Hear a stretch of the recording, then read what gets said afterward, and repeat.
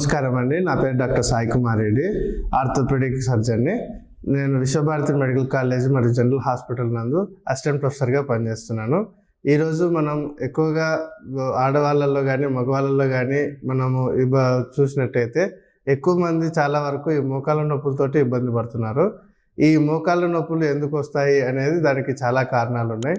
వచ్చిన వాటిని మనం ఎట్లా వచ్చిందనే దానికన్నా దాన్ని ఎలా నివారించుకోవచ్చు, తర్వాత దానికి వచ్చినప్పుడు దాని ట్రీట్మెంట్ గురించి మనకు అవగాహన లేక చాలామంది ఇబ్బంది పడుతూనే ఉంటున్నారు. సో ఈరోజు మా ముఖ్య ఉద్దేశం ఏమిటంటే ఆ నొప్పి నుంచి ఈ మోకాళ్ళ నొప్పుల గురించి, దాని తీవ్రత గురించి మనం త్వరగా కానీ మనము వీలైనంత వరకు దాని గురించి ఎందుకు వచ్చిందని తెలుసుకోగలిగితే మనము కొంతకాలం వరకు దాన్ని పోస్ట్పోన్ చేసుకునే అవకాశం వరకు ఉంటుంది. సో వీటిని మీకు ఎక్స్ప్లెయిన్ చేయడానికి అందుకు మేము ముందుకు వస్తున్నాం. ఈరోజు చూసుకున్నట్లయితే ఈ మోకాళ్ళ నొప్పులు మనకు మెయిన్గా గుజ్జు అరుగుదల వల్ల వస్తుంది. ఈ గుజ్జు అరుగుదల అనేది మనకు 4 స్టేజీలలో ఉంటుంది. మనకు ఎక్స్రే ద్వారా మనకు ఏ స్టేజ్లో ఉందనేది తెలుసుకోవచ్చు అన్నమాట. అది 1 నుంచి 3 స్టేజ్ల వరకు ఉన్నప్పుడు మనము ఆపరేషన్ లేకుండానే దాన్ని నివారణ చేసుకోవచ్చు.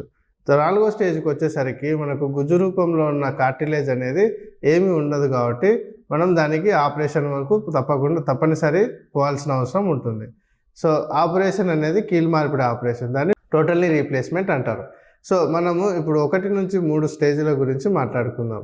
మనము ఇప్పుడు ఈ జనరేషన్లో మనకు 45 ఇయర్స్ అంటే 45 సంవత్సరాల పైబడిన వాళ్ళకందరికీ, ఆడవాళ్ళలో ఎస్పెషల్లీ వాళ్ళకు ఋతుస్రావం ఆగిపోవడం వల్ల వాళ్ళకు ఈ ఎముకల్లో సారం పూర్తిగా తగ్గిపోయి త్వరగా ఆ నొప్పులు వచ్చే అవకాశం ఉంటుంది. మగవాళ్ళలో కూడా ఎక్కువ పని చేయడం వల్ల కానీ, తర్వాత వాళ్ళ యొక్క ఈ స్టేటస్ని బట్టి, సోషల్ స్టేటస్ని బట్టి, వాళ్ళు చేసే ఎక్సర్సైజులు కానీ వాళ్ళ యొక్క లైఫ్ స్టైల్ని బట్టి మనకు ఈ మోకాళ్ళ నొప్పులు వచ్చే అవకాశం ఉంటుంది.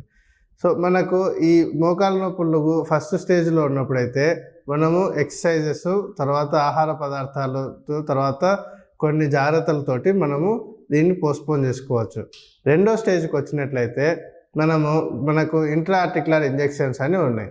ఈ ఇంట్రాఆర్టిక్యులర్ ఇంజెక్షన్స్లో మనకు చాలా రకాలుగా ఉన్నాయి.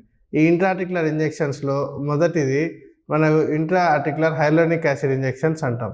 ఈ హైలోనిక్ యాసిడ్ ఇంజెక్షన్స్ అంటే మన మోకాలు గుజ్జులో ఏదైతే ఉంటుందో దాన్ని మనము ఈ ఇంజెక్షన్ ద్వారా మనం కృత్రిమంగా ఇస్తామన్నమాట. ఇంకొక రకమైన ఇంజెక్షన్స్ ఏంటివి అంటే పిఆర్పి ఇంజెక్షన్స్. ఈ పిఆర్పి ఇంజెక్షన్స్ మనం పేషెంట్ యొక్క రక్తం నుంచి ప్లేట్లెట్స్ అనేటివి తీసుకొని వాటిని మళ్ళీ పేషెంట్ యొక్క మోకాల్లోకి ఇస్తాం. వీటి వల్ల మనకు ఈ పిఆర్పి ఇంజెక్షన్స్ వల్ల సైడ్ ఎఫెక్ట్స్ అనేవి రావు. ఎందుకు అంటే మనం పేషెంట్ యొక్క రక్తం పేషెంట్కి ఇస్తున్నాం కాబట్టి ఎటువంటి సైడ్ ఎఫెక్ట్స్ కానీ హానికరం కానీ కాదు. నెక్స్ట్ 3వ దానికి వచ్చినట్టయితే 3వ స్టేజ్లో మనము ఈ కాంప్రహెన్సివ్ థెరపీ అన్నమాట. వీటిలో మనము మందులు, తర్వాత ఇంజెక్షన్స్, తర్వాత ఫిజియోథెరపీలో మనము ultrasonic wave therapy, wax therapy, తర్వాత కొన్ని మెషిన్లతోటి ఇంటర్ఫరెన్షియల్ థెరపీ, TENS అని చెప్పి ఇట్లాంటి థెరపీలతోటి మనం వీలైనంత వరకు ఉపశమనం కలిగించడానికి ప్రయత్నం చేస్తామన్నమాట.